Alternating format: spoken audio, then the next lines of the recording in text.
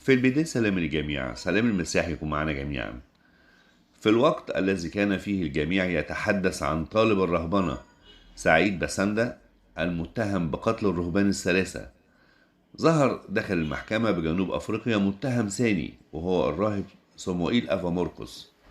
لم يكن أحد يتوقع وجود هذا الراهب ضمن لائحة الاتهام.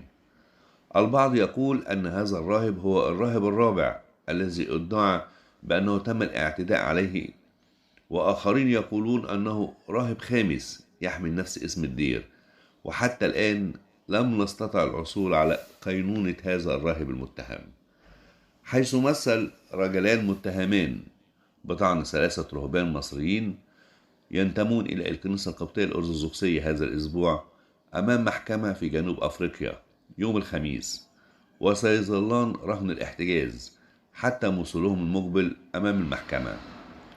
وتم التعرف على سعيد بسندة الذي كان يرتدي قميصا أزرق اللون ويلف يده اليسرى ضمادة بيضاء على أنه مواطن مصري يبلغ من العمر 37 عاما. تم تحديد المتهم الآخر صموئيل أفاماركوس في لائحة الاتهام على أنه مواطن من جنوب أفريقيا ويبلغ من العمر 47 عاما. سجل كلاهما عناوينهم على أنها نفس قطعة الأرض في بلدة كولينان شرقي العاصمة بريتوريا حيث وقعت جرائم القتل هناك.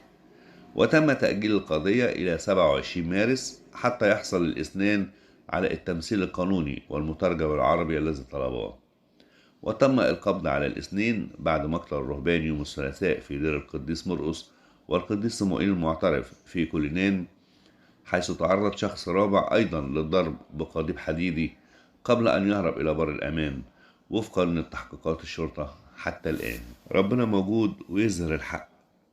آمين.